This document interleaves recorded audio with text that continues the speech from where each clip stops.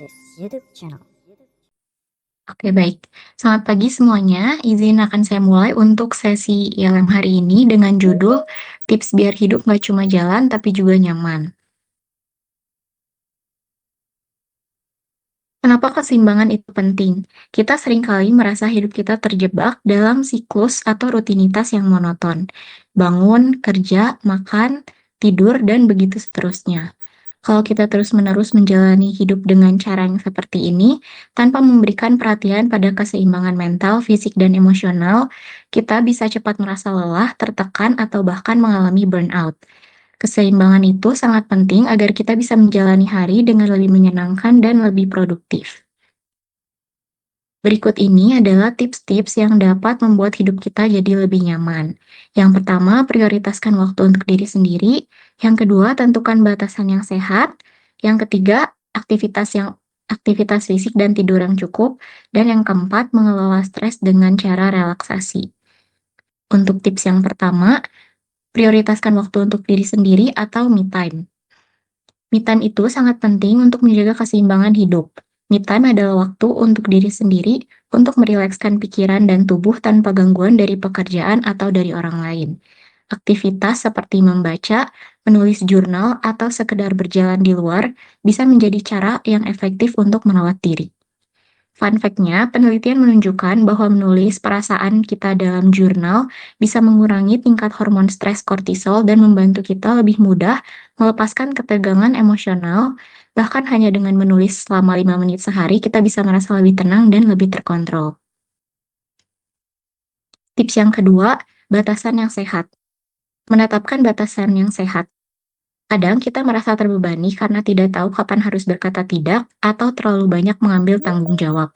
Menciptakan batasan yang jelas antara pekerjaan, waktu sosial, dan waktu pribadi itu sangat penting. Bukan hanya tentang mengatakan tidak, tetapi juga mengatur ekspektasi agar kita tidak merasa kelelahan atau terjebak dalam rutinitas yang tidak sehat. Dengan batasan yang sehat, kita bisa mengurangi stres dan menjaga kualitas hubungan dengan orang lain. Yang ketiga, aktivitas fisik dan tidur yang cukup. Tubuh yang aktif tidak hanya menjaga kesehatan fisik, tetapi juga memberikan lebih banyak energi untuk menjalani hari-hari kita. Aktivitas fisik ringan selama 15-30 menit sehari bisa berupa jalan kaki, jogging, atau stretching ringan akan meningkatkan suasana hati dan mengurangi ketegangan pada tubuh. Jangan lupa juga tidur yang cukup. Tidur adalah waktu saat tubuh kita beristirahat dan memperbaiki diri. Tidur yang cukup sangat penting untuk menjaga keseimbangan emosi dan energi kita. Dan ini dapat membantu regenerasi tubuh dan juga pikiran. Tips yang keempat, kelola stres dengan musik relaksasi. Dengan teknik relaksasi. Stres itu hal yang wajar, tapi jika kita tidak kelola stres dengan baik, itu bisa sangat mengganggu keseimbangan kita. Salah satu cara yang efektif untuk mengelola stres itu adalah dengan teknik relaksasi. Bisa dengan menggunakan meditasi atau musik relaksasi. Ada fun fact lagi tentang mendengarkan musik relaksasi ini bisa membuat kita tenang dan menurunkan kadar stres. Musik dengan tempo yang lambat bisa menurunkan hormon kortisol dalam tubuh kita dan membuat kita lebih rileks.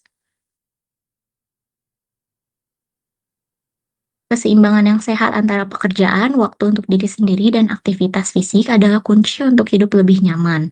Dengan mengelola stres dan memberikan ruang untuk relaksasi, kita bisa menghindari kelelahan dan juga burnout. Hal ini bisa kita mulai dari langkah kecil untuk membuat perubahan yang besar dalam kesejahteraan hidup kita. Sekian sharing saya di LM hari ini. Terima kasih atas perhatiannya. Oke, terima kasih ya atas Kak Cindy pemaparan materinya. Mungkin dari aku pertanyaan aja ya, tentang menentukan batasan yang sehat itu gimana ya antara eh, kita produktif dalam bekerja, terus kita juga sehat secara pribadi. Oke, baik. Terima kasih atas pertanyaannya ya, Kak. Jadi untuk menentukan batasan yang sehat itu ketika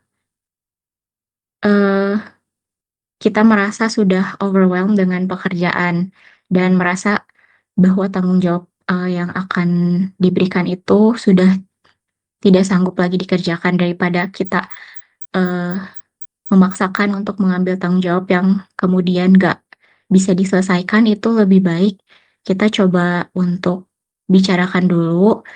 eh, Mungkin ada rekan dari kerjaan kita yang bisa membantu begitu. Oke, baik. Terima kasih atas jawabannya. Oke, selamat pagi Cindy. Sebelumnya terima kasih ya untuk materi yang udah disampaikan.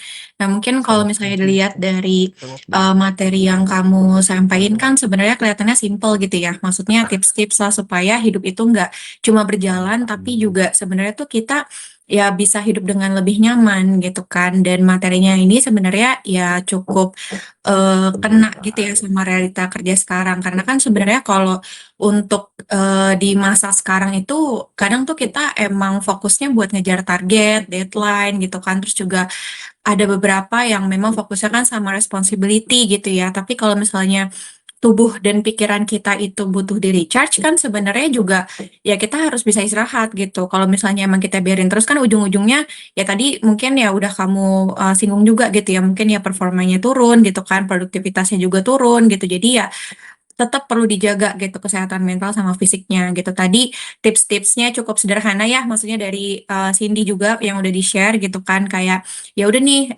jalan kaki, nulis jurnal gitu kan. Mungkin sesimpel mengatur nafas gitu kan, ambil waktu buat diri sendiri gitu kan. Kelihatannya kecil tapi kan efeknya juga cukup besar gitu ya. Maksudnya buat regenerasi tubuh gitu kan, apalagi juga sangat membantu untuk ngurangin stres gitu. Jadi ya paling kalau misalnya dikaitin sama kondisi perusahaan kita gitu ya, ya personel yang emang sehat mental dan juga sehat fisik itu kan pasti akan lebih perform juga gitu kan, akan lebih sustain juga kerjanya gitu. Jadi akan lebih fokus gitu kan, terus juga bisa lebih tenang untuk ambil keputusan gitu. Jadi ya memang hidup balance itu tuh bukan soal kita kayak ibaratnya apa ya, kayak mungkin biasanya tuh manja sama diri sendiri kan, tapi kayak lebih investasi gitu ya supaya bisa hidup jangka panjang lah, hidup sehat gitu, biar lebih sehat, lebih tenang gitu kan secara mental dan fisik gitu. Karena kan yang paling tahu kondisi tubuh kita kan diri kita sendiri gitu ya.